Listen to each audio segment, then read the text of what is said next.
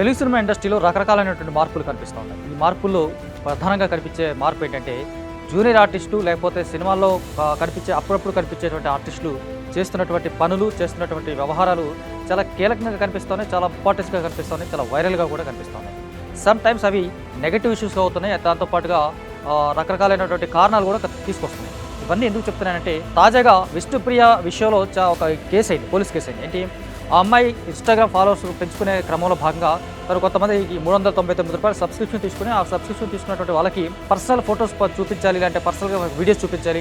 కేవలం ఆ సబ్స్క్రిప్షన్ తీసుకున్న వాళ్ళు మాత్రమే ఆమె కొంచెం హాట్గా కనిపించేలాగా ఆ ఫోటోలు చూపించాలి, లేదంటే వీడియోలు చూపించాలి అనే దృక్పథంతో ఆ అమ్మాయి అలాంటి ఒక ఎత్తుగడ తీసుకుంది. నిజానికి అదొక దిగజారుతనానికి ఇలాంటి పరాకాష్ఠగా కనిపిస్తుంటుంది. అయితే దీని మీద ఏఎస్ఎఫ్ అనే ఒక స్టూడెంట్ యూనియన్ వాళ్ళు కేసు పెట్టారు. ఆ కేసు ప్రస్తుతానికి కోర్టులో నడుస్తుంది, ఆ కేసు నడుస్తుంది. దాంతోపాటు తను ఇమీడియట్గా అనన్య నాగల్లా అని చెప్పేసి ఇంకొక యాక్ట్రెస్ కూడా ఇలాంటి వ్యవహారం కూడా మొదలుపెట్టింది. అయితే ఆ అమ్మాయి కేవలం తను ఆధ్యాత్మికపరమైనటువంటి వ్యవహారాలు షేర్ చేసుకోవడం కోసం మాత్రమే ఈ సబ్స్క్రిప్షన్ స్టార్ట్ చేసుకున్నానని చెప్పేసి చెప్పిన విధానం కావచ్చు, దానికి ఇచ్చినటువంటి క్లారిటీ కావచ్చు, ఇవన్నీ కొంచెం ఇష్యూస్ అయిపోయి హాట్ టాపిక్ గాను హాట్ ఇష్యూస్ గాను కనిపిస్తున్నాయి మనకు. ఎందుకు విష్ణుప్రియ చేసినటువంటి వీడియోలు మాత్రం చాలా చాలా హాట్గా కనిపిస్తున్నాయి, వైరల్గా కనిపిస్తూ ఉంటాయి, అంటే చాలా ఎక్స్క్లూజివ్గా కనిపిస్తూ ఉంటాయి. అంటే ఆల్మోస్ట్ బీ గ్రేడ్ సినిమా లాగాను, బీ గ్రేడ్ సినిమా హీరోయిన్ లాగాను ఆమె ప్రవర్తించిన విధానం కూడా అది పోలీస్ కేసు వరకు వెళ్ళిందంటే మాత్రం అది కారణం. అయితే అనన్య నాగాలు వచ్చేసి ఆధ్యాత్మికపరమైనటువంటి విషయాలు కాబట్టి దానికోసం లైట్ తీసుకున్నారా లేదా అమ్మాయి కేవలం ఇమీడియట్గా విష్ణుప్రియ విషయం బయటకు వచ్చింది కాబట్టి మీరు సడన్గా జాగ్రత్త తీసుకుందా, ఆధ్యాత్మిక విషయాల పట్ల తీసుకుందా మాత్రం కాస్త వెయిట్ చూడాల్సింది.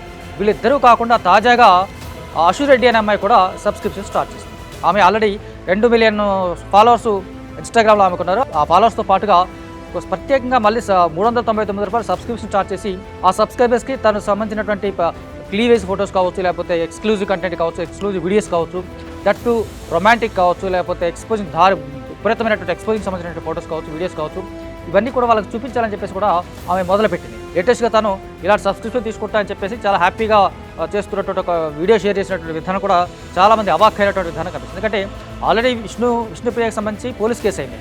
ఈమె కూడా ఆ రూట్లోనే వెళ్తూ ఆ క్రమంలోనే చేసినటువంటి ప్రయత్నం భాగంగా మళ్ళీ పోలీస్ కేసు అవుతుందని వేచి చూడాల్సిందే. కాకపోతే ఇందులో చూసిన ఏంటంటే విచిత్రం ఏంటంటే విష్ణుప్రియకి సంబంధించి అంతకుముందు 2,000 మంది పైన 2,500 మంది వరకు మాత్రం సబ్స్క్రైబర్స్ ఉన్నారు. అయితే ఆ అమ్మాయి ఎప్పుడైతే పోలీస్ కేసు అయిందో, పోలీస్ కేసు తర్వాత 7,500 నుంచి 8,000 వరకు సబ్స్క్రైబర్స్ పెరిగాయి. అంటే ఆ కారణంగా ఇండైరెక్ట్గా ఆమెకు వచ్చినటువంటి డబ్బులు కావచ్చు, ఆదాయం కావచ్చు, భారీ స్థాయిలో కనిపిస్తుంది. ఇదంతా ఒక వింత పోకడ అనుకోవచ్చు, లేకపోతే ఒక సమాజంలో కనిపెట్టేటువంటి ఒక ఇష్యూస్ లాగా కావచ్చు, లేకపోతే అంటే ఆ అమ్మాయిని ఇలా చూడాల్సిందని చెప్పేసి చాలామంది భావించడం, లేదా ఆ అమ్మాయి కూడా అలాగే చూపించాలని చెప్పేసి ఫిక్స్ అయిపోవడం, ఇవన్నీ కూడా ఒక రకమైనటువంటి సామాజిక పైత్యాన్ని కనిపిస్తూ ఉంటాయి, సామాజికంగా దిగజారుతనాన్ని కూడా ఇవన్నీ కనిపిస్తూ ఉంటాయి. మొత్తంగా అశు రెడ్డి కూడా ఈ టీంలోకి ఎంటర్ అవ్వడం, ఇద్దరితో కలిపి అశు రెడ్డి కూడా సబ్స్క్రైబర్స్ మొదలుపెట్టినటువంటి విధానం కూడా చాలామందికి అవాక్కైనటువంటి విధానం కావచ్చు, లేకపోతే చాలామంది ప్రశ్నార్థంగా కనిపిస్తూ ఉంటుంది. చాలామందికి ఇష్టపడే అవకాశం కూడా, కొంతమందికి ఇష్టపడే అవకాశాలు కూడా ఉంటాయి.